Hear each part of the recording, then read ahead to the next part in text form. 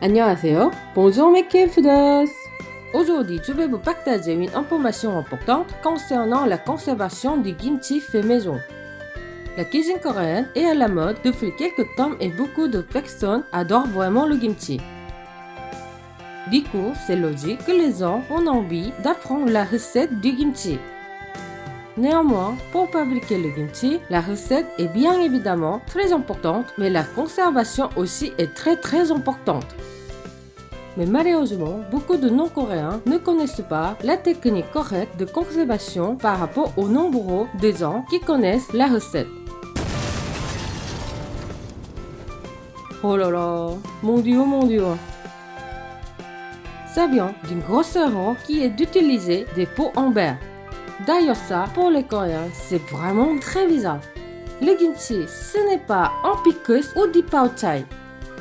C'est pour ça que j'ai décidé de filmer cette vidéo pour vous aider à protéger vos précieux kimchi, ne pas salir vos belles cuisines et surtout éviter que vous vous blessiez. Alors, je vais tout vous expliquer de la façon coréenne de conserver le kimchi. Suivez-moi. Jace K-Food. Allez, on y go.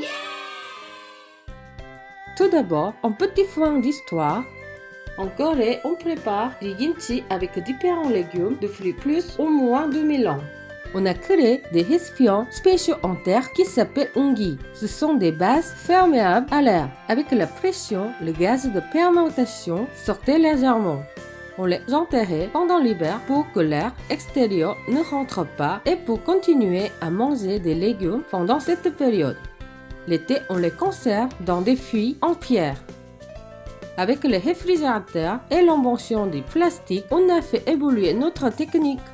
Alors maintenant, je vais vous montrer comment bien conserver votre kimchi. D'abord, il faut savoir que c'est un aliment vivant. Grâce au ferment lactique, le kimchi évolue et produit du gaz. C'est pour ça que les pots en verre ne sont jamais utilisés en Corée, à cause de l'augmentation du volume et des risques d'explosion. On va préférer un récipient en plastique. Du coup, pour le kimchi à conserver, vous pouvez utiliser une boîte comme cela. Entourez bien le chou. Si on entoure comme cela,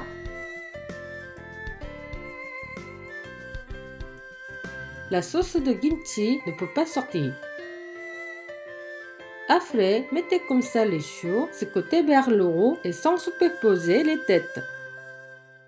Remplissez-la entre 70 et 80% avec votre kimchi. S'il vous plaît, ne remplissez pas jusqu'au bout. Ça peut faire sortir le jus de kimchi.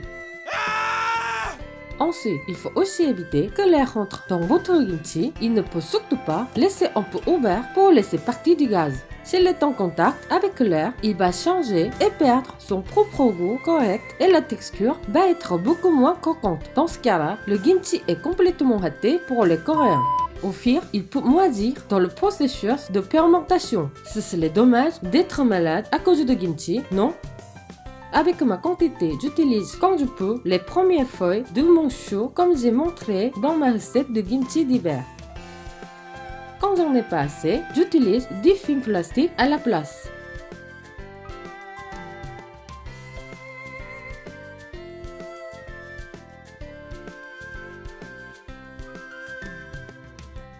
Si vous avez des grandes quantités de kimchi ou que vous n'en mangez pas aussi souvent que moi, il faudra sûrement le conserver plus longtemps.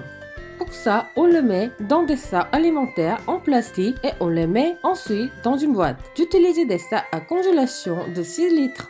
En Corée, quand on fait une grande quantité de kimchi, pour bien conserver longtemps, on utilise aussi des sacs à kimchi qui sont beaucoup plus grands que ça. Mais je ne pouvais pas trouver plus grand ça, donc je vous montre avec 6 litres. Ça suffira pour 1 ou 2 jours.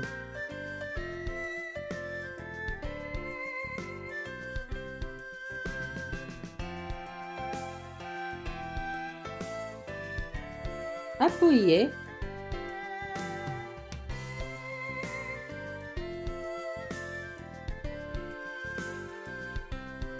Nouez 2 fois.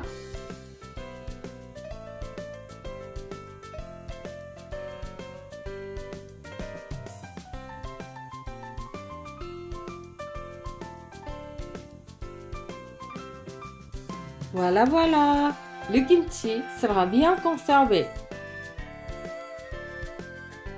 Après avoir mis votre fraîcheur kimchi dans la boîte, protégez-le comme ça et laissez dehors environ entre 24 heures et 36 heures. S'il y a beaucoup de soleil dans votre cuisine, recouvrez comme ça. L'idéal, c'est un environnement compris entre 1 degré et 15 degrés et bien sombre. Enfin, le kimchi n'aime pas les changements de température. En Corée, on utilise des frigos spéciaux pour les kimchi.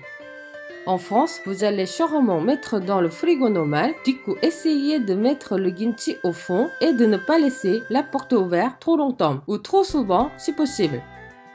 C'est pour ça que même en France, j'ai un mini frigo pour le kimchi. En tout cas, le kimchi change petit à petit au fil du temps, donc il existe vraiment beaucoup de goûts avec la même préparation. Après, on conserve dans le réfrigérateur et on commence à manger au bout de 12 semaines si vous voulez en goût fermenté. Sinon, il gardera en goût frais si vous le mangez avant. Du coup, si vous préférez ce goût-là à 100%, vous n'avez pas besoin de mettre la soupe de farine. Ce style de kimchi s'appelle gochori et ne fermente jamais. On fait une quantité pour manger 1 ou 2 fois car il ne se conserve pas longtemps comme les banchan. J'espère que vous pourrez bien essayer de trouver votre goût de kimchi préféré avec cette explication sur la conservation. Et puis, je voudrais rapidement partager de petits tips avec vous. Premièrement, quand on fait la saumure, on utilise du gros sel, pas de sel fin. Encore mieux avec du gros sel gris. Et deuxième, on n'utilise pas de vinaigre pour donner un goût acide. C'est plutôt de la soupe de farine de riz ou de blé qui fait fermenter le kimchi et qui donne au final un goût acide et plein de peps. Ce n'est pas non plus la quantité de soupe de farine qui détermine l'acidité, mais le temps de fermentation. Alors, j'espère que cette vidéo vous aura donné des bons conseils pour conserver parfaitement votre prochain kimchi, que vous pourrez le développer jusqu'à votre goût préféré et en profiter comme les Coréens. Préparez la table. 맛있게 드세요. Bon appétit!